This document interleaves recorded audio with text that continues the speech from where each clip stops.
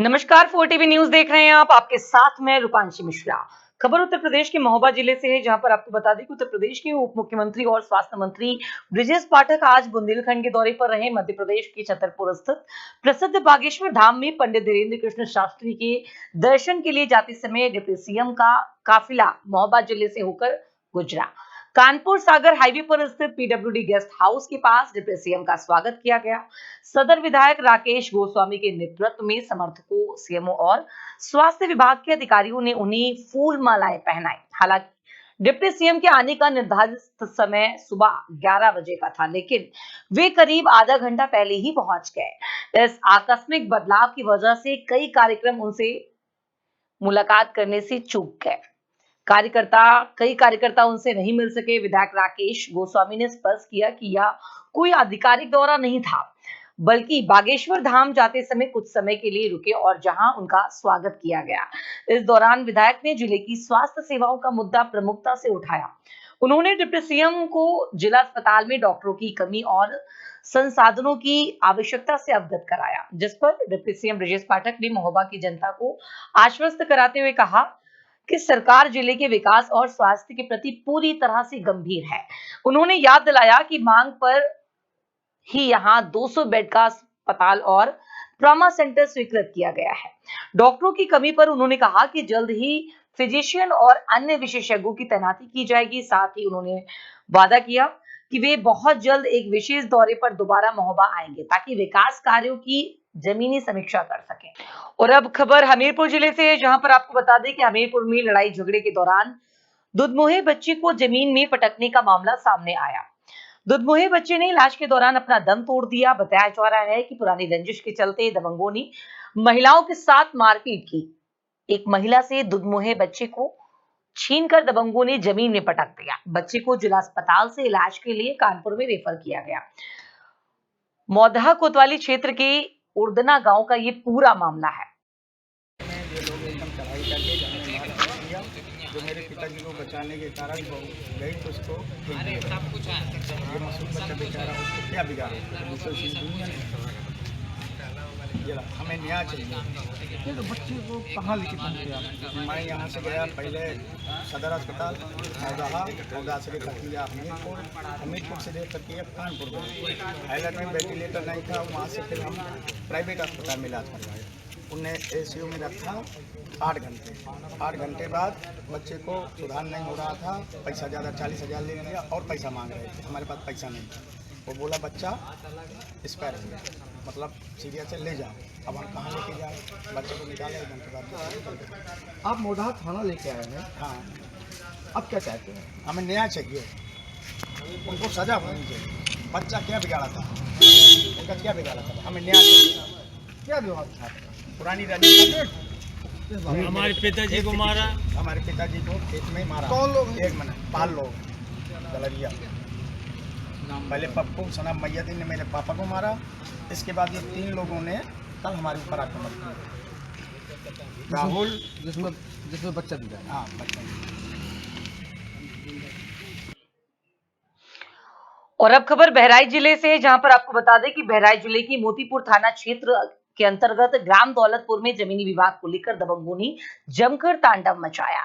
आरोप है कि ग्राम प्रधान से जुड़े कुछ लोग ने मदन पुत्र बचनों पर लाठी डंडों और चाकुओं से हमला कर दिया। मदन को बचाने पहुंचे ग्रामीणों पर भी दबंगों ने हमला बोल दिया, जिससे लगभग आधा दर्जन से अधिक लोग गंभीर रूप से घायल हो गए। घटना के बाद से गांव में अफरा तफरी और तनाव का माहौल बन गया। ग्रामीणों ने सभी घायलों को तत्काल मोतीपुर सामुदायिक स्वास्थ्य केंद्र पहुंचाया, जहां पर डॉक्टरों ने उनकी हालत गंभीर देखते हुए जिला अस्पताल बहराइच रेफर कर दिया। घटना की सूचना मिलते ही पुलिस वहां मौके पर पहुंची और मौके पर पहुंचकर मामले की जांच में जुट गई। जमीनी विवाद को लेकर हुई इस हिंसक घटना से पूरे इलाके में दहशत का माहौल बना हुआ है।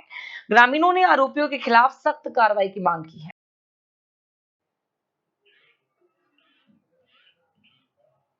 श्री कृष्ण जन्मभूमि मंदिर केस के याचिकाकर्ता दिनेश फलाहारी महाराज और महामंडलेश्वर रामदास महाराज ने कहा कि शंकराचार्य और योगी जी भारतीय संस्कृति के बड़े ध्वजवाहक हैं। आपस में बैठकर मनमुटाव दूर कर लेना चाहिए। शंकराचार्य स्वामी अभिमुक्तेश्वरानंद सरस्वती की धर्म यात्रा एक बार फिर से राष्ट्रीय चर्चा का विषय बन गई है। काशी से लखनऊ की ओर रवाना हुई यह यात्रा केवल धार्मिक आस्था का प्रदर्शन नहीं बल्कि राजनीतिक भी हो गई है। मुख्यमंत्री योगी आदित्यनाथ से उनका 36 का आंकड़ा जग जाहिर है।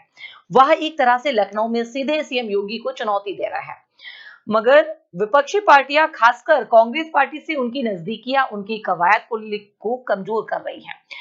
हर धार्मिक मुद्दे पर स्वामी अभिमुक्तेश्वरानंद बेवजह के मुद्दे को लेकर मुख्यमंत्री के सामने चुनौती बनकर खड़े हैं। उनका कहना है कि गौ माता को राष्ट्र माता का दर्जा देने की मांग को लेकर उन्होंने सरकार को 40 दिन का समय दिया था, जिसकी समय सीमा 11 मार्च को पूरी हो रही है। यह यात्रा 7 मार्च को वाराणसी से शुरू होकर जौनपुर, सुल्तानपुर, रायबरेली और उन्नाव से गुजरते हुए 11 मार्च को लखनऊ पहुंचेगी। हालांकि प्रशासन की ओर से इस यात्रा को लेकर अभी तक औपचारिक अनुमति नहीं मिलने की बात भी सामने आई है, जिसमें विवाद की स्थिति बनी हुई है। स्वामी अभिमुक्तेश्वरानंद ने राम मंदिर अयोध्या के उद्घाटन का भी विरोध किया था। नाम है गाय से ही गोविंद प्रसन्न है और गोविंद नाम गाय से ही पड़ा, तो ये बहुत ही प्रसन्नता का विषय है भारत के हर एक हिंदू के लिए। हिंदू ही क्यों कहें, हम तो मुसलमान भी ऐसे देखते हैं जो गाय को पूजते हैं, जिनके बच्चों को नजर लगती है, लेकिन उनमें माताएं समझती हैं, पुरुष नहीं। तो बहुत ही स्वागत और सम्मान है और हृदय से ये मन प्रसन्न है। इस यात्रा में दिव्य भव्य कीर्तन करते हुए सभी राजनीतिक लोग आएंगे और गाय की वेदना को सुन के, और ये गाय की लिए यात्रा है तो जरूर हम सबकी मंगल कामनाएं होंगी। जय श्री राधे। आज पूज्य शंकराचार्य जी गौ माता की यात्रा प्रारंभ कर रहे हैं। सभी सनातनी भी चाहते हैं कि गौ माता को राजकीय माता का दर्जा मिले, क्योंकि उत्तर प्रदेश में सनातनी हिंदुओं की सरकार है। माननीय मुख्यमंत्री जी तो गोरक्षपीठ के पीठाधीश्वर भी हैं, उनको गौ माता को राष्ट्रीय माता का दर्जा दे देना चाहिए, क्योंकि गावो विश्वस्य माता, गौ माता तो संपूर्ण विश्व की माता है। तो गौ माता को राजकीय माता का दर्जा देने में कोई बुराई नहीं है।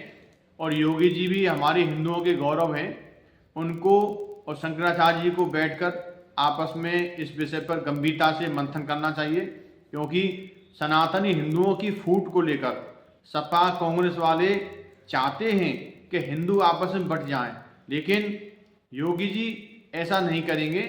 योगी जी हिंदुओं को समाहित करेंगे, एक रखेंगे, क्योंकि योगी जी का ही नारा है, बटेंगे तो कटेंगे। तो हमारा यही प्रार्थना है दोनों महान संतों से कि आपस में बैठकर चर्चा करें और इस मुद्दे को समाप्त करें और गौ माता।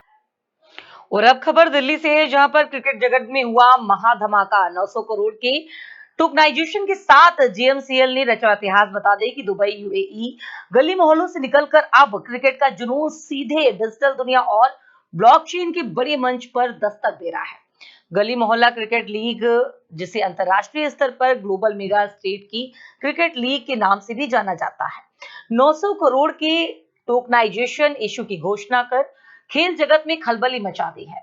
यह किसी भी अंतरराष्ट्रीय क्रिकेट लीग के लिए पहला और सबसे बड़ा ब्लॉकचेन आधारित फाइनेंसिंग प्रोजेक्ट है। सरल शब्दों में कहें तो जीएमसीएल ने अपनी ब्रॉडकास्टिंग राइट्स, स्पॉन्सरशिप और फ्रेंचाइजी से होने वाली कमाई को डिजिटल टोकन में बदल दिया। इसके जरिए दुनिया भर के निवेशक संस्थाएं और प्रशंसक इस लीग के कॉमर्शियल इकोसिस्टम में हिस्सेदारी खरीद सकेंगे। टोकनाइजेशन के जरिए हम खेल और मनोरंजन की दुनिया में पूंजी जुटाने के नए रास्ते खोल रहे हैं। यह पहला न केवल पारदर्शिता बढ़ाएगी, बल्कि दुनिया भर के निवेशकों को खेल अर्थव्यवस्था का हिस्सा बनने का मौका देगी। जीएमसीएल के संस्थापक बाबा इंद्रप्रीत सिंह का विजन साफ है। इस फंड का इस्तेमाल लीग के विकास, franchise operation, hi-tech media production और सबसे महत्वपूर्ण नन्हे और उभरते क्रिकेटरों की ट्रेनिंग के लिए किया जाएगा। यह दुनिया का सबसे बड़ा जमीनी स्तर का अंतरराष्ट्रीय क्रिकेट मंच बन गया है। यह लीग 10 अंतरराष्ट्रीय देशों और भारत के 6 राज्यों में आयोजित की जाएगी। इसमें लीग मालिकों से लेकर खिलाड़ियों और प्रशंसकों तक हर किसी के लिए वैल्यू अनलॉक करने की क्षमता है। क्रिकेट की दीवानगी और ब्लॉकचेन की तकनीकी का यह मेल खेल के भविष्य को पूरी तरह से बदलने वाला है। अब गली का क्रिकेटर सिर्फ मैदान पर ही नहीं, बल्कि ग्लोबल फाइनेंशियल मार्केट में भी चमकने के लिए तैयार है। राजस्थान, महाराष्ट्र, जम्मू कश्मीर, ये तो 6 स्टेट्स हैं। इन 6 स्टेट से साथ में अपना USA, Canada, Australia, Singapore, Hong Kong, Malaysia, Nepal और दुबई, ये 10 देश हैं।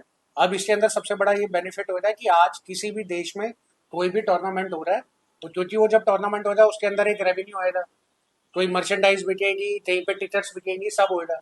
तो जो भी लोग आज इसके अंदर इन्वेस्ट करते हैं और इसके अंदर सब्सक्राइब करते हैं, हर जगह पे जो भी इनकम आती रहेगी उससे इसकी वैल्यू बढ़ती रहेगी। सिर्फ $1,000 की वैल्यू पे, यानी सिर्फ $9,000 का एक टोकन निकाला गया है और टोटल 900 करोड़ रुपए का ये इशू है। और इंटरनेशनल क्रिकेट लीग के इतिहास में पहली बार मौका है फैंस के पास, आम लोगों के पास, कि वो क्रिकेट से मॉनेटरी बेनिफिट कर सकते हैं और इस तरीके के टोकन्स में यानी शेयर्स में इन्वेस्ट कर सकते हैं। जिस तरह से आप अरे क्या हुआ, खोलो ना, बोल दे कैमरा चलो। सर क्या कुछ कहेंगे आज की जो प्रेस कॉन्फ्रेंस है, अंतर्राष्ट्रीय जो है 900 करोड़ का जो है आपने बोला है कि फंड जो है मिला है, और इस तरीके से जो है एक बड़ा जो है सेलिब्रेशन जो है हो रहा है, किस तरीके से काम करेंगे? देखिए, पिछले 1 साल से जो दिल्ली मोहल्ला क्रिकेट लीग यहाँ और GMNE global mega street cricket league internationally हम लोग 10 कंट्री में लेके आ रहे हैं, इसका बहुत ज़बरदस्त रिस्पॉन्स आ रहा है। जैसे मैंने बताया था कि करीबन 30,000 के आसपास दुनिया भर से बच्चे इसमें जुड़ चुके हैं। तो अब क्या होता है कि जब भी कोई ऐसी लीग होती है, जैसे आप देख रहे होंगे, चाहे IPL हो या इंटरनेशनल भी बड़ी लीग चलती हैं, तो यहाँ तो लीग के ओनर या लीग की जो टीम ओनर्स होते हैं या प्लेयर्स, उनको कमर्शियली बेनिफिट होता है। जैसे जैसे लीगें अच्छा खेलती हैं उनको पैसे भी अच्छे मिलते हैं और उनकी वैल्यू भी बढ़ती है। बट क्या ऐसा मौका मिला है कि आज अगर कोई चेन्नई सुपर किंग का फैन है और 17 साल हो गए और चेन्नई सुपर किंग इतना अच्छा कर रही है, उसकी वैल्यू इतनी बढ़ गई, बट क्या उस फैन को कुछ उसका मॉनेटरी बेनिफिट मिला? कभी भी नहीं होता ऐसे। इसी के साथ में जैसे पीछे हमने देखा कि मुजफ्फरनगर प्रीमियर लीग भी चल रही थी, तो सेम फॉर्मेट है हर लीगों का। टीमों के ओनर हैं, प्लेयर्स हैं, वहीं खर्चा आता है, वहीं स्पॉन्सर्स होते हैं। बट जो फैंस हैं, जो ऑफिशियल है, जो कोचेज हैं, उनको मॉनेटरी बेनिफिट क्या होगा अगर वो टीमें अच्छा खेलेंगी? तो इसको मद्देनजर रखते हुए इंटरनेशनल क्रिकेट के इतिहास में पहली बार $100 मिलियन का यानी 900 करोड़ रुपए का GMCL का टोकन इशू हम लाए हैं, जिसके सारे अप्रूवल्स और कंप्लायंसेस हमें मिल चुके हैं। जिसके अंदर अब पहली बार ऐसा मौका होगा कि जो भी फैंस हैं वो फैंस अपनी अपनी टीमों के बदले परफॉर्मेंस के ऊपर वहाँ के शेयर्स ले सकते हैं, यानी टोटल ले सकते हैं। और जैसे जैसे वो लीग अच्छी करेगी, काम अच्छा होगा, परफॉर्मेंस अच्छी होगी, उनको बेनिफिट मिलेगा। तो हर किसी के लिए एक बहुत सुनहरा मौका है कि वो निवेश करके टीमों की परफॉर्मेंस के हिसाब से लीगों के अंदर पार्टिसिपेट करें। 800 फ्रेंचाइजी टीम्स पहली बार एक मंच पे, 10 इंटरनेशनल लोकेशंस यानी 10 देश पार्टिसिपेट करने के लिए, और भारत के अंदर 6 स्टेट्स। तो कुल मिला के अगर देखें कि 800 अगर फ्रेंचाइजी टीम होती हैं और उन टीमों के एक एक के 32 मैचेस होते हैं, तो इतने सारे मैचेस में से जब रेवेन्यू आएगा उस सबका बेनिफिट उन सारे इन्वेस्टर्स को मिलेगा जो कि आम लोग हैं। तो इसकी पहल करते हुए आज की प्रेस कॉन्फ्रेंस में ये GMCL का $100 मिलियन यानी 900 करोड़ का जो टोकन इशू लाए है, उसकी जानकारी देने के लिए ये आज प्रेस मीट करेंगे।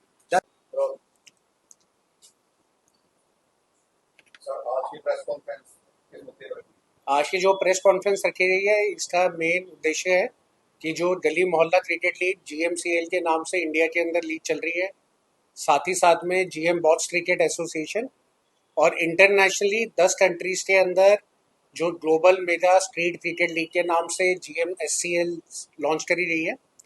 इसका पूरे दुनिया का पहला एक $100 मिलियन का यानी 900 करोड़ रुपए का हम लोग इशू लेके आए हैं।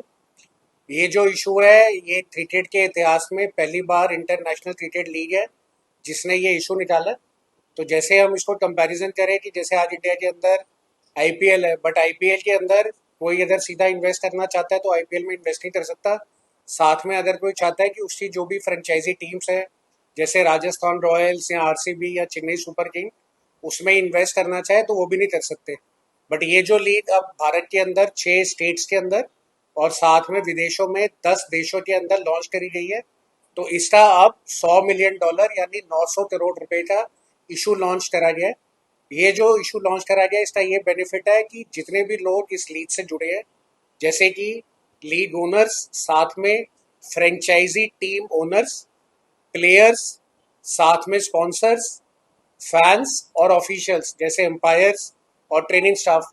तो पहली बार इन सबको मौका मिलेगा कि ऐसी लीग का जिसके अंदर इनको शेयर्स दिए जाएंगे, और कल को ये लीग जैसे जैसे आगे बढ़ेगी और इसकी वैल्यू बढ़ेगी तो उनको इससे बेनिफिट होगा। आज तक कभी भी क्रिकेट के इतिहास में वर्ल्ड वाइड 900 करोड़ रुपए का सिंगर 100 मिलियन यूएस डॉलर का ये पहला इशू है। इसका सबसे बड़ा एडवांटेज है कि दुनिया भर में आज की डेट पे 2.5 बिलियन डॉलर 2.5 बिलियन फैंस हैं क्रिकेट के, और अगर हम उसकी वैल्यू देखें तो 80 बिलियन डॉलर की इंटरनेशनल मार्केट है इसकी।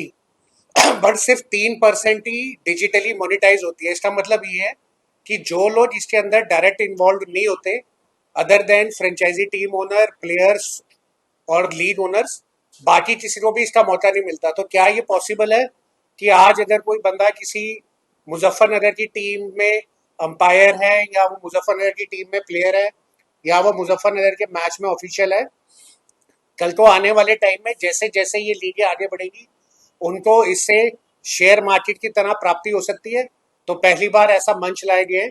तो इसमें मैं बताना चाहूँगा कि अब इंटरनेशनली ये 10 देशों में और इंडिया के अंदर इन्वेस्टमेंट के लिए ये प्लेटफॉर्म लॉन्च कर दिया गया है। एक टोकन की वैल्यू इसमें रखी है $1000। इसका मतलब 9,000 रुपए का एक टोकन की वैल्यू है। मिनिमम इन्वेस्टमेंट है इसमें $5,000, और इसके साथ में यानी 4.5 लाख रुपए। तो शुरू के अंदर ये जो 900 करोड़ रुपए का इशू लाए हैं हम, इसके अंदर $5,000 के साथ में इन्वेस्टमेंट्स ओपन करी गई हैं।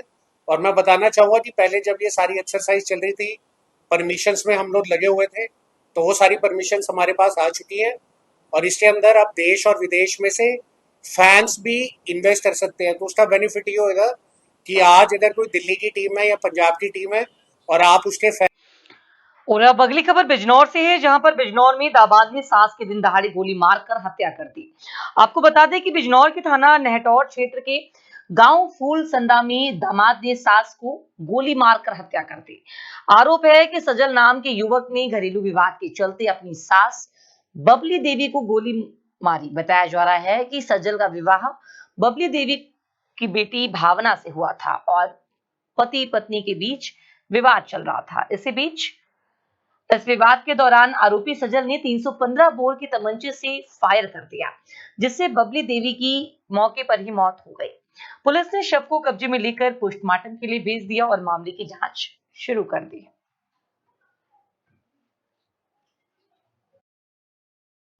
अच्छा, ये जो गोली वाला मामला हुआ, ये शाम करीब 7:30 बजे के टाइम गोली मारी मेरी घरवाली के, और मैं जैसे 15 मिनट के बाद पहुंचा तो मोहल्ले में सुनसान था। वो फिर 112 फ़ोन करके 112 बुलाई, और 112 के सपुर्द होकर फिर बोला कि मैंने तेरी घरवाली को मार दिया। फिर क्या वजह रही, क्यों मारी? वजह ये दोनों मियाँ बीवी लड़ रहे थे, तो पहले लड़की को गोली मारने को गया तो दरवाजे बंद हो गई, तो उसने फ़ोन लगाया घरवाली को बुलाया कि तुम्हारी लड़की मेरे साथ झगड़ा करी, इसे समझा दो। वो सीधे साधे मन उठ कर चली गई, और उसके जाते ही उन्होंने 2 गोली मार दी। अच्छा, क्या लगते हैं वो जिनने गोली मारी है? दामाद। आज थाना नेटौर पर एक हत्या का प्रकरण संज्ञान में आया है, जिसपे मौके का मुआयना मेरे द्वारा किया गया है। प्रकरण में एक व्यक्ति जिसका नाम सजल है, जिसकी उम्र लगभग 25 वर्ष के आसपास है, इसने अपनी सास को एक 315 बोर के तमंचे से गोली मारकर हत्या कर दी है। इस प्रकरण में ऐसा ज्ञात हुआ है कि सजल का विवाद 3 वर्ष पूर्व भावना नामक एक महिला से हुआ था। दोनों पति पत्नी के बीच विवाद हुआ करते थे। इन दोनों के विवाद को समझाने के लिए सजल की सास बबली देवी समझाने आई हुई थी। इसी दौरान अभियुक्त ने अपनी सास की गोली मार दी, जिससे उसकी मौके पर ही मृत्यु हो गई है। इस संबंध में अभियुक्त को मैं प्रदेश के जल शक्ति मंत्री स्वतंत्र देव सिंह ने जालौन में सिंचाई एवं जल संसाधनों से जुड़ी महत्वपूर्ण विकास परियोजनाओं का विधि विधान से भूमि पूजन कर शिलान्यास किया, और इस अवसर पर उन्होंने बेतवा नहर प्रखंड प्रथम के अंतर्गत विभिन्न निर्माण कार्यों की शुरुआत कर क्षेत्र के विकास को नई गति देने की बात कही। मंत्री ने बेतवा नहर प्रखंड प्रथम के अंतर्गत जिलेदारी कार्यालय के नव निर्माण कार्य का शिलान्यास किया। इस परियोजना की कुल लागत लगभग 349.19 लाख रुपए निर्धारित की गई है। इसके अलावा उरई स्थित निरीक्षण भवन के नवनिर्माण कार्य का भी भूमि पूजन किया गया, जिसकी अनुमानित लागत 329.53 लाख रुपए है। दोनों परियोजनाओं की कुल लागत लगभग 6.78 करोड़ रुपए है। इस निर्माण कार्यों के पूरा होने से विभागीय व्यवस्थाओं को बेहतर बनाने के साथ साथ किसानों को सिंचाई संबंधी सेवाएं आर्थिक अधिक सुगमता से उपलब्ध कराई जा सकेंगी। इस दौरान जल शक्ति मंत्री स्वतंत्र देव सिंह ने कहा कि प्रदेश सरकार सिंचाई व्यवस्थाओं को सुदृढ़ करने के लिए निरंतर प्रयास कर रही है। उन्होंने बताया कि नहर तंत्र को मजबूत बनाने और विभागीय कार्यालयों को आधुनिक एवं सुसज्जित करने से किसानों को योजनाओं का लाभ समय पर मिलेगा। उन्होंने संबंधित अधिकारियों को निर्देश दिए हैं कि निर्माण कार्यों को निर्धारित समय पर, समय सीमा और उच्च गुणवत्ता के साथ पूरा किया जाए, ताकि जल्द से जल्द इन परियोजनाओं का लाभ आमजन और किसानों तक पहुंच सके। कार्यक्रम में जिला पंचायत अध्यक्ष डॉक्टर घनश्याम अनुरागी, सदर विधायक गौरीशंकर वर्मा, माधोगढ़ विधायक मूलचंद निरंजन, कालपी विधायक विनोद चतुर्वेदी, जिलाधिकारी राजेश कुमार पांडे, पुलिस अधीक्षक डॉक्टर दुर्गेश कुमार तथा जल शक्ति मंत्री के प्रतिनिधि अरविंद चौहान सहित सिंचाई विभाग के अधिकारी धर्म घोष, वसीम राजा और अंकित कुमार सिंह समेत अन्य अधिकारी कर्मचारी मौजूद रहे। हमीरपुर जिले के राठ थाना क्षेत्र के सरसेड़ा माफ गांव में एक 20 वर्षीय युवती ने कथित रूप से मानसिक प्रताड़ना से तंग आकर जहरीला पदार्थ खा लिया। परिजन उसे गंभीर हालत में इलाज के लिए ले गए, जहां पर डॉक्टरों ने उसे मृत घोषित कर दिया। घटना के बाद से परिवार में कोहराम मच गया है। जानकारी के अनुसार हमीरपुर जिले के राठ थाना क्षेत्र के सरसेड़ा माफ गांव निवासी करण सिंह की 20 वर्षीय पुत्री निशा ने शुक्रवार की शाम घर में जहरीला पदार्थ खा लिया। जब परिजनों ने इसकी जानकारी हुई तो वो तुरंत उसे लेकर इलाज के लिए पहले राठ सामुदायिक स्वास्थ्य केंद्र पहुंचे। परिजनों का आरोप है कि वहां पर युवती का सही तरीके से इलाज नहीं किया गया। इसके बाद से हालात बिगड़ने पर उसे जालौन के उरई मेडिकल कॉलेज में ले जाया गया, जहां पर डॉक्टरों ने जांच के बाद उसे मृत घोषित कर दिया। सूचना पर मेडिकल कॉलेज उरई पहुंची परिजनों ने शव को कब्जे में लेकर पोस्टमार्टम के लिए भेज दिया। मृतका के चाचा हुकुम सिंह ने आरोप लगाया कि निशा की शादी 28 जून को तय थी। उसका रिश्ता अतरौली डगुआ गांव निवासी अमरजीत नामक युवक से हुआ था। शादी की तैयारियां भी चल रही थी, लेकिन कुछ समय पहले युवक के अत्यधिक शराब पीने की जानकारी मिलने पर परिवार ने यह रिश्ता तोड़ दिया था। परिजनों का आरोप है कि रिश्ता टूटने के बाद से अमरजीत निशा को लगातार परेशान कर रहा था और उसे धमकियां भी दे रहा था। इसी मानसिक दबाव और डर के कारण निशा काफी समय से तनाव में थी। आरोप है कि इसी से परेशान होकर उसने जहरीला पदार्थ खाकर आत्महत्या कर ली। युवती की मौत की खबर मिलते ही परिवार में मातम छा गया। मां माया, भाई वीरेंद्र और सुमित सहित अन्य परिजनों का रो रो कर बुरा हाल है। गांव में भी घटना को लेकर शोक का माहौल बना हुआ है। परिजनों ने मामले में युवक के खिलाफ कार्रवाई की मांग की है। वहीं पुलिस का कहना है कि मामले की जांच की जा रही है और तहरीर मिलने पर आगे की कार्रवाई की जाएगी। शादी उसकी तय हो गई थी, 2 महीने बाद उसकी शादी थी। 28 जून का शादी थी उसकी। तो इसके बाद मतलब वो लड़का दारू पीने लगा, तो हम लोगों ने वो संबंध तोड़ दिया। संबंध तोड़ने के बाद वो फ़ोन से धमकी दे रहा कि तेरे भाई को मार दूंगा, कुछ ऐसा कर दूंगा, तेरे को एक आध दिन मार दूंगा। तो इसलिए वो लड़की ने जोश में आकर मतलब पॉइजन खा लिया। अच्छा, कितनी उम्र थी और कहाँ की रहने वाली? हम सरसेड़ा माप के रहने वाले हैं। जिला कौन सा है? जिला हमीरपुर है। कितनी उम्र होगी? लड़की की उम्र हो 20 साल। कहाँ पे खाया है?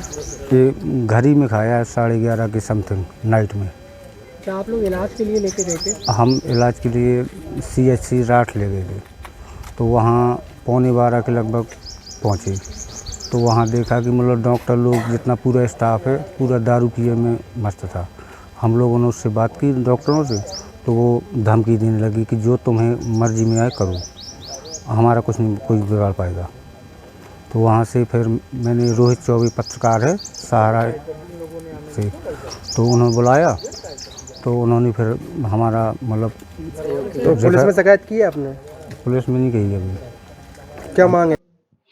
और अब खबर कुशीनगर से, जहां पर अपर जिलाधिकारी प्रेम कुमार राय की अध्यक्षता एवं पुलिस क्षेत्राधिकारी तमकुही जयंत कुमार यादव की उपस्थिति में आज तमकुहीराज तहसील सभागार में संपूर्ण समाधान दिवस का आयोजन किया गया।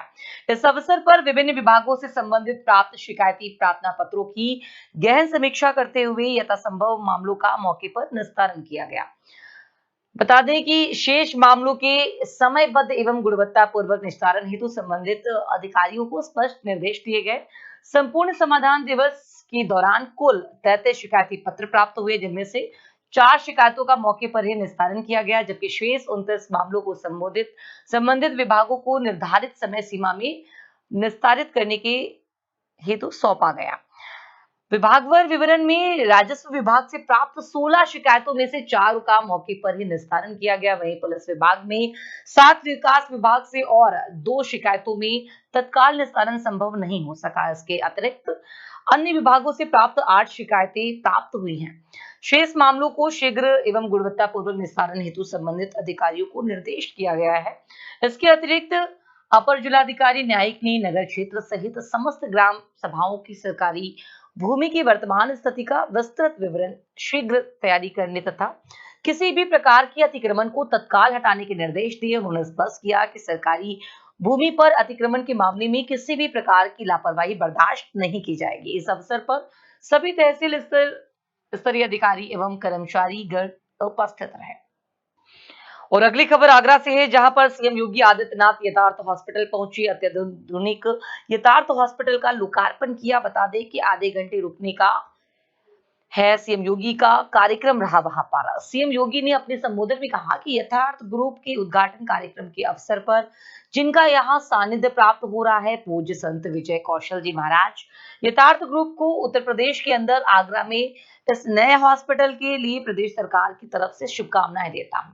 सीएम ने कहा कि यथार्थ ग्रुप का ये 8वां हॉस्पिटल है। अष्ट सिद्धि के रूप में आपने शुरुआत की इसकी। हर व्यक्ति को अच्छी स्वास्थ्य सुविधाएं मिलनी चाहिए, ये हर व्यक्ति का अधिकार है और किसी भी देश को ये सुविधा अपने नागरिकों को देनी चाहिए। मोदी जी के नेतृत्व में भारत को दुनिया में नई पहचान मिली है। दुनिया में तीसरी अर्थव्यवस्था के रूप में भारत आगे बढ़ रहा है। इंफ्रास्ट्रक्चर हो, हाईवे बन रहा है, एक्सप्रेसवे बन रहे हैं, मेट्रो का संचालन हो रहा है, रेलवे की नई लाइन तैयार हो रही है और नई टेक्नोलॉजी के साथ कोच तैयार हो रहे हैं। वंदे भारत, नमो भारत एयर कनेक्टिविटी जिस प्रकार से बढ़ी है वो अद्भुत है। हेल्थ के सेक्टर में अटल जी ने एक एम से बढ़कर 6 तक पहुंचाया और मोदी जी ने इसकी संख्या 23 पहुंचा दी है। जब देश आगे बढ़ रहा है तो सबसे बड़ा प्रदेश क्यों पीछे रहे। आज उत्तर प्रदेश में 81 मेडिकल कॉलेज संचालित हो रहे हैं।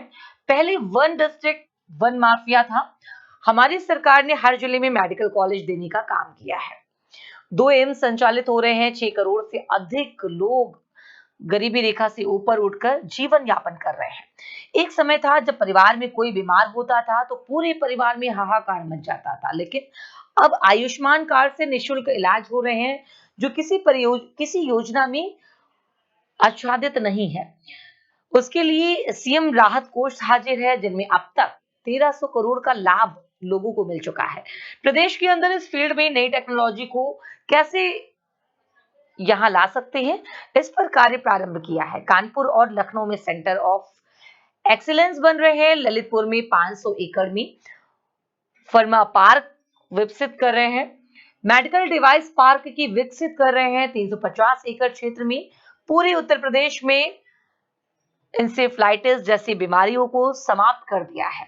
डेंगू, मलेरिया, चिकनगुनिया, इन सबको खत्म करने पर काम चल रहा है। सरकार और समाज जब मिलजुल कर काम करेंगे तो उसका प्रतिफल जो है वो बढ़ जाएगा। इसीलिए इस क्षेत्र में निजी निवेश जरूरी है, क्योंकि सरकार की अपनी क्षमता है। निजी अस्पतालों के लिए भी पॉलिसी ला रहे हैं। नेशनल मेडिकल काउंसिल ने अपनी शर्तों को आसान किया। सरकार पूरा सहयोग करने को तैयार है। सरकार और संस्थाएं जब एक दिशा में काम करती हैं तो उसका परिणाम विश्वास में बदलता है। लोगों को अच्छा स्वास्थ्य जीवन देकर जो पुण्य आप अर्जित करेंगे उसका कोई मोल नहीं है। और उनमें यात्रा करने का आनंद प्राप्त हो रहा है। सहयोगीगण श्रीमती बेबी रानी मौर्य जी, श्री योगेंद्र उपाध्याय जी,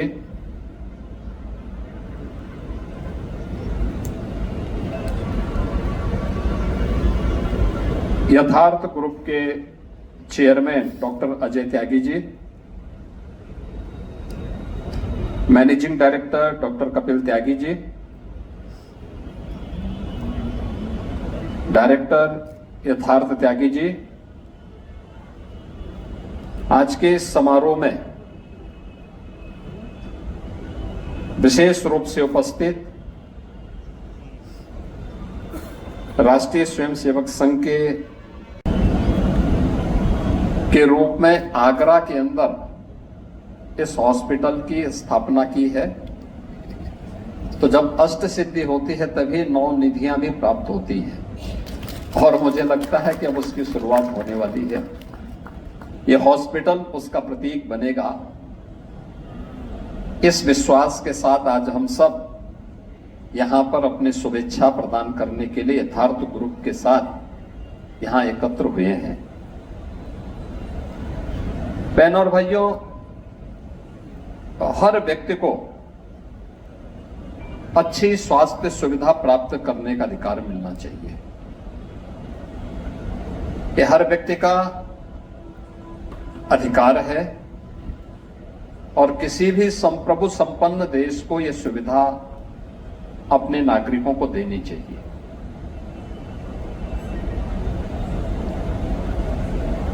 भारत ने पिछले 11 वर्ष के अंदर प्रधानमंत्री मोदी जी के नेतृत्व में भारत को दुनिया के अंदर एक नई पहचान दिलाई है। आज हम सब एक नए भारत का दर्शन कर रहे हैं। दुनिया की तीसरी बड़ी अर्थव्यवस्था के रूप में उभरते भारत को अपनी आंखों से देख रहे हैं। विरासत और विकास के एक अद्भुत समन्वय का स्वरूप अपने भारत के अंदर देख रहे हैं। तो समग्र विकास की वे सभी जो अवधारणाएं होती हैं उसको अपने आंखों के सामने साकार रूप से उद्घाटित होते हुए भी देख रहे हैं। क्या इंफ्रास्ट्रक्चर हो, हाईवे बन रहे हैं, एक्सप्रेसवे बन रहे हैं, पब्लिक ट्रांसपोर्ट के लिए मेट्रो का संचालन हो रहा है, रेलवे की नई नई जितना सरल किया है। ये सबसे अच्छा समय है जब हम लोग नए मेडिकल संस्थान स्थापित करके उत्तर प्रदेश के नौजवानों को मेडिकल की उत्तम शिक्षा का केंद्र आज उत्तर प्रदेश के अंदर बना सकते हैं। सरकार इसमें पूरा सहयोग करने को तैयार है।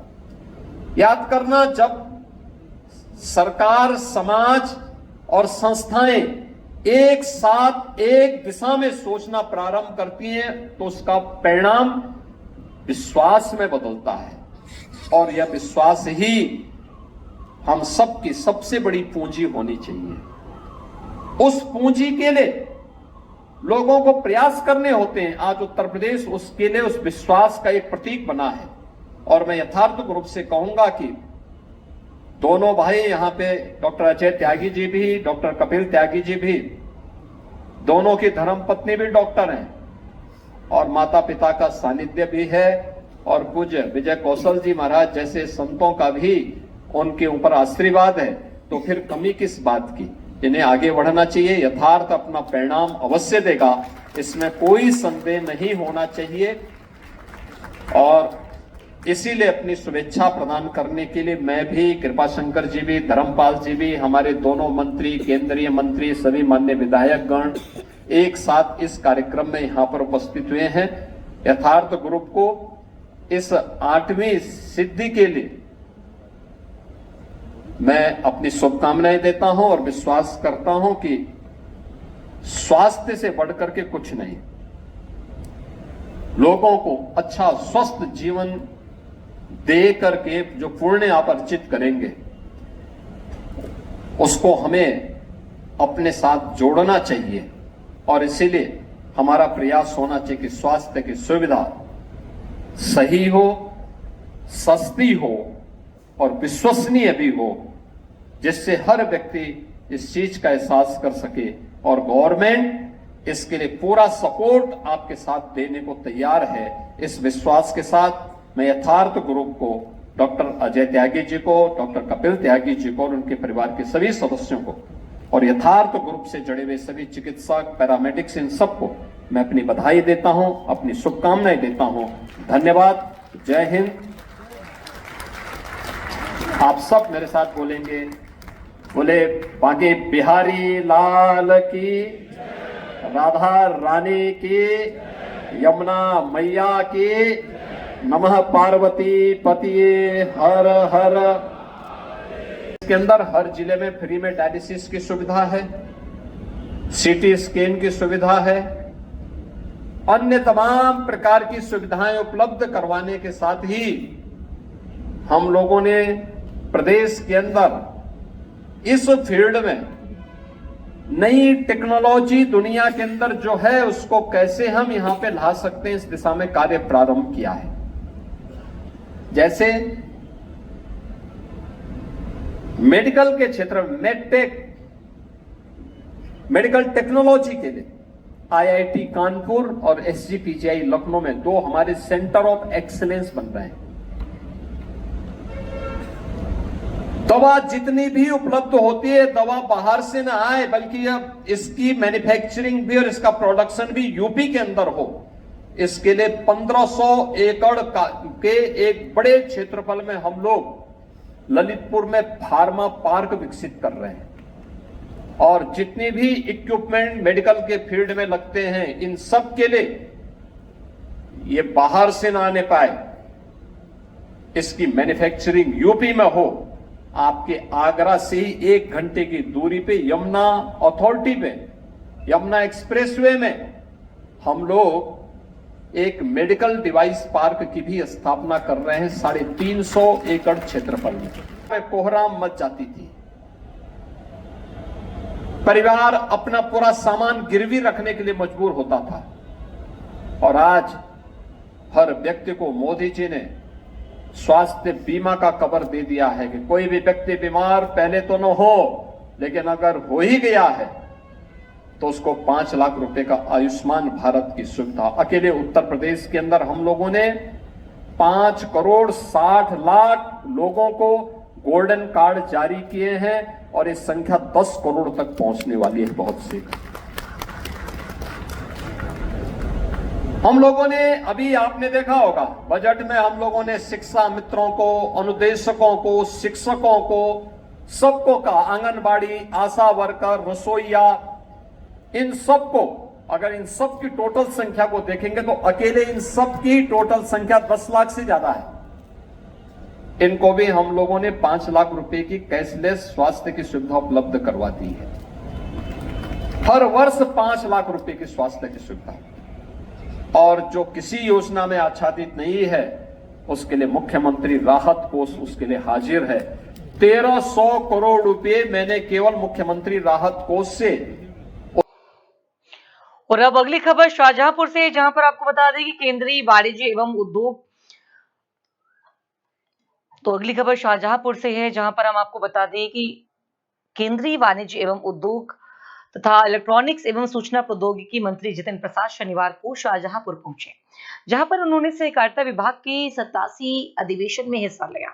और इस दौरान उन्होंने फ्री ट्रेड एग्रीमेंट यानी कि एफटीएफ और आर्टिफिशियल इंटेलिजेंस को लेकर एक बड़ा बयान दिया। केंद्रीय मंत्री ने कहा कि भारत आज दुनिया का सबसे बड़ा बाजार बनकर उभर रहा है और पूरी दुनिया की निगाहें भारत के बाजार पर टिकी है। उन्होंने स्पष्ट किया कि अब भारत किसी भी कीमत पर डंपिंग ग्राउंड नहीं बनेगा। जितिन प्रसाद ने कहा कि यह नया भारत है जो किसी के सामने झुकने वाला नहीं है। अगर भारत का माल विदेश जाएगा तभी विदेश का माल भारत आ सकेगा। उन्होंने बताया कि भारत का कई देशों के साथ फ्री ट्रेड एग्रीमेंट हुआ है, जिनमें यूरोपियन यूनियन, ऑस्ट्रेलिया और ओमान जैसे देश शामिल हैं। और वहीं आर्टिफिशियल इंटेलिजेंस पर बोलते हुए केंद्रीय मंत्री ने कहा कि आने वाले समय में एआई लोगों की रोजमर्रा की जिंदगी का अहम हिस्सा बन जाएगा। घर घर में एआई तकनीकी का इस्तेमाल होगा और इससे लोगों का जीवन स्तर भी बदलेगा। उन्होंने कहा कि यह तेजी से बदलता हुआ नया भारत है और यह सब नरेंद्र मोदी के नेतृत्व वाली सरकार की नीतियों के कारण संभव हो रहा है। है कि हम अपने किसानों को प्रधानमंत्री नरेंद्र मोदी जी का और दूसरा कारण है 140 करोड़ जनता। ये जो भारत की 140 करोड़ जनता थी, पहले एक जनसंख्या के रूप में देखी जाती, मगर धीरे धीरे करके ये जनसंख्या महत्वाकांक्षी एस्पिरेशनल इंडिया का प्रतीक हो गया है। गांव गांव घर घर लोग पैसे खर्च करने की क्षमता रखते हैं। गांव गांव लोग चाहते हैं कि उनके लिए यहाँ वो सुविधाएं हों और वो प्रोडक्ट हों जो विश्व में सबको मिलते हैं।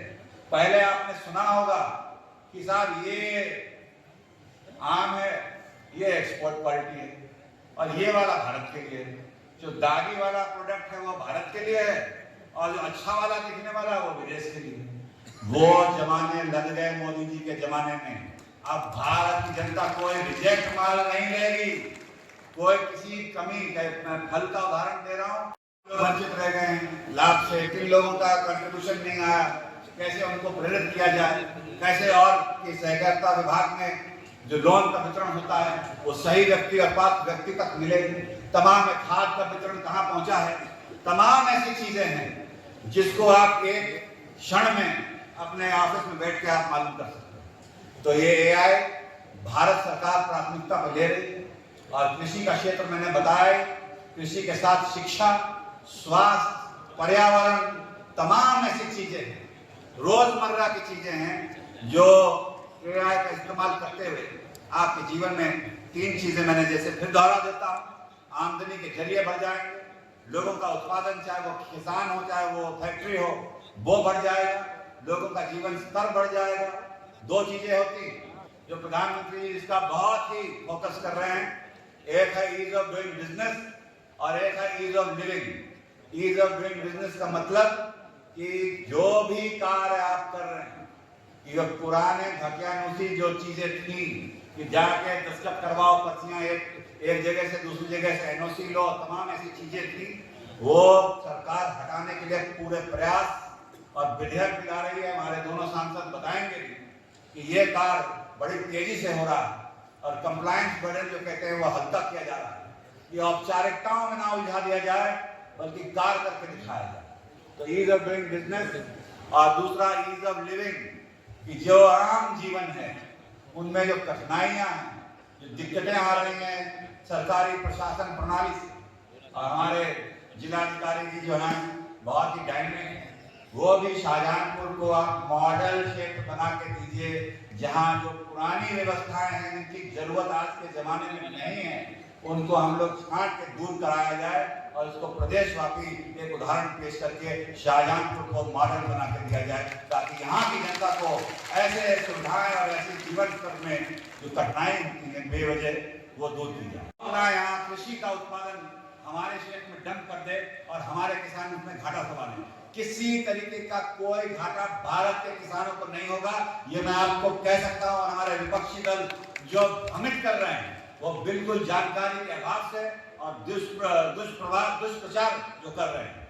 किसी तरीके से भारत के किसानों को कोई भी अहित नहीं होगा इन करारों से। ऐसी व्यवस्थाएं की हैं जो भारत में उत्पादन हमारे किसान करते हैं, उस पर कोई आंच और चोट नहीं आएगी, ना उत्पादन पे, ना दाम पे, ना आमदनी पे, किसी तरीके का कोई भी। यही मोदी सरकार की सबसे बड़ी देन है और बड़ी ताकत है कि हम किसी के सामने झुकते नहीं, और ये प्रयास किया जा रहा है। मगर अब आप लोग भी तैयार हो जाइए कि ऐसी फसल पैदा कीजिए, ऐसे फल पैदा कीजिए, ऐसी व्यवस्थाएं बनाइए जिससे हमारा माल विदेशों में जाए और कोई ये ना कह सके ये किसी तरीके से क्वालिटी कम है। तो ये भी राठौर जी कि जिनमें जो कैंसरस आइटम हो, आपके जो गड़बड़ माल हो, जो रिजेक्ट माल हो, वो भारत की जनता के लिए दे दिया जाता है। मगर अब हम लोगों ने सुनिश्चित कर दिया है और भारत की जनता आप जाग गई है कि किसी तरीके का रिजेक्ट माल नहीं लेगी। जो विश्व में बनेगा टॉप क्वालिटी, वही भारत की जनता के लिए उपलब्ध कराया जाए। और ये मैं बता रहा था कि ये 140 करोड़ जनता जो पैसे खर्च करने की क्षमता और जागरूकता, टेक्नोलॉजी, इंटरनेट घर घर, मोबाइल हर हाथ में, दुनिया और देश में क्या हो रहा है सबको मालूम। तो अब ये नया भारत और नई टेक्नोलॉजी और नई व्यवस्थाएं और उसी के आधार पर यह काम किया जा रहा है। और बड़े बड़े देश देखते हैं कि भारत की 140 करोड़ जनता सबसे बड़ा विश्व का मार्केट बन गया है। उनके जो प्रोडक्ट हैं वो भारत में जनता खरीदने के लायक हो गई है। इसी बदौलत केंद्रीय गृह मंत्री अमित शाह हरिद्वार पहुंचे हैं। मुख्यमंत्री पुष्कर सिंह धामी और भाजपा की वरिष्ठ नेताओं ने उनका भव्य स्वागत किया। बैरागी कैंप में आयोजित कार्यक्रम स्थल पर मंच से हाथ उठाकर अमित शाह ने हजारों की भीड़ का अभिवादन किया।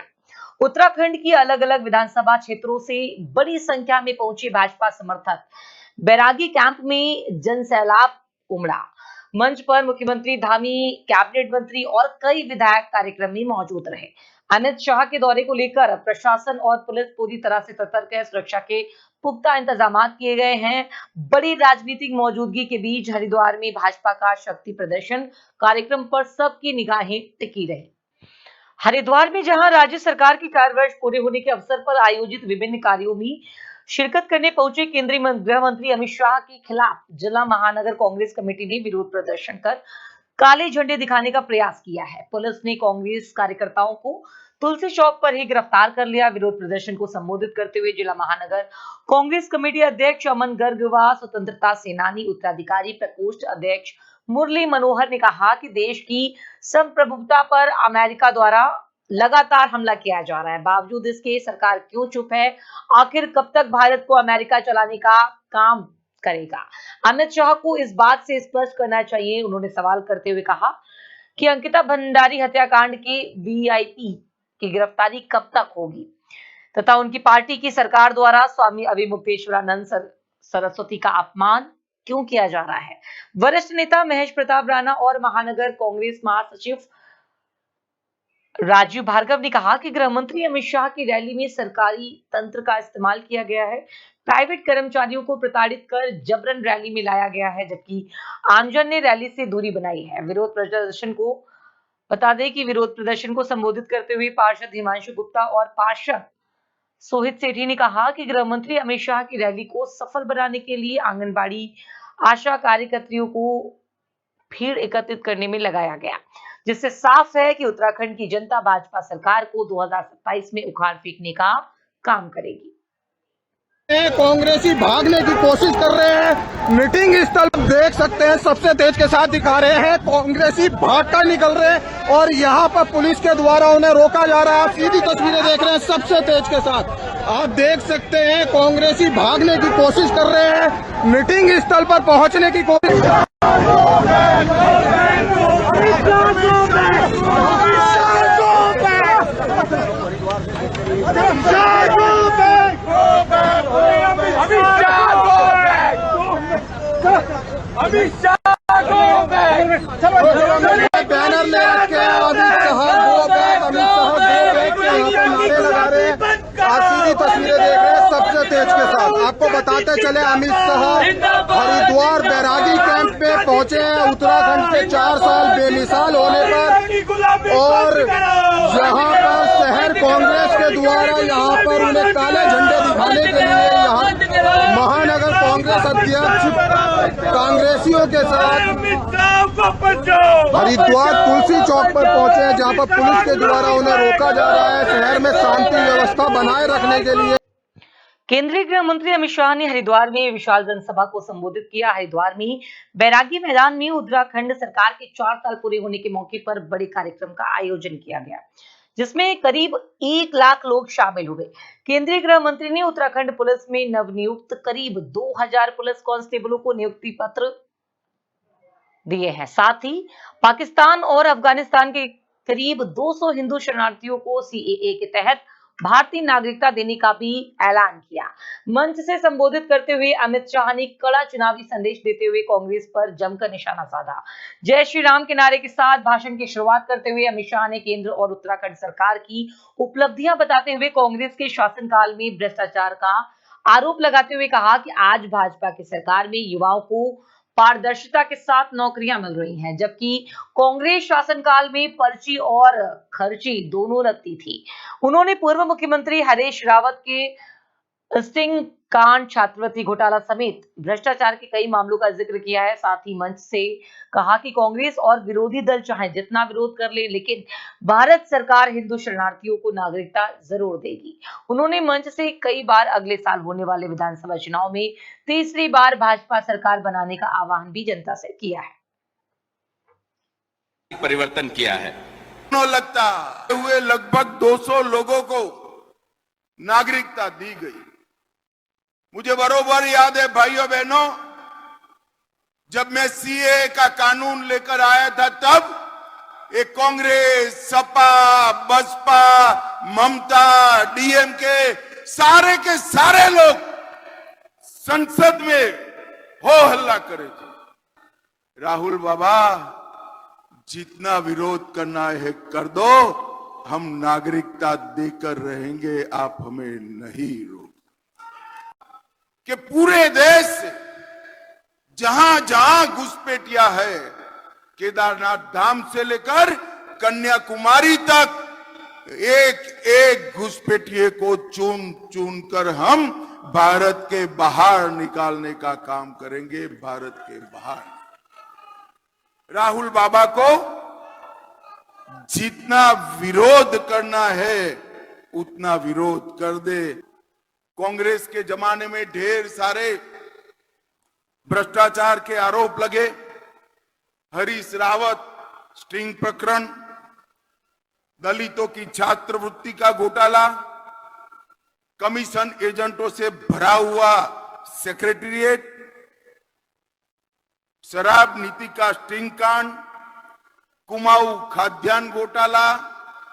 हमारी 9 साल सरकार रही। पहले त्रिवेंद्र सिंह रहे, फिर पुष्कर सिंह। हमारे विरोधी भी हमारी सरकार पर भ्रष्टाचार का आरोप नहीं लगा सके हैं, नहीं लगा। एक पारदर्शी तरीके से खबरों का सिलसिला लगातार जारी रहेगा। बने रहिए 4 टीवी न्यूज पर।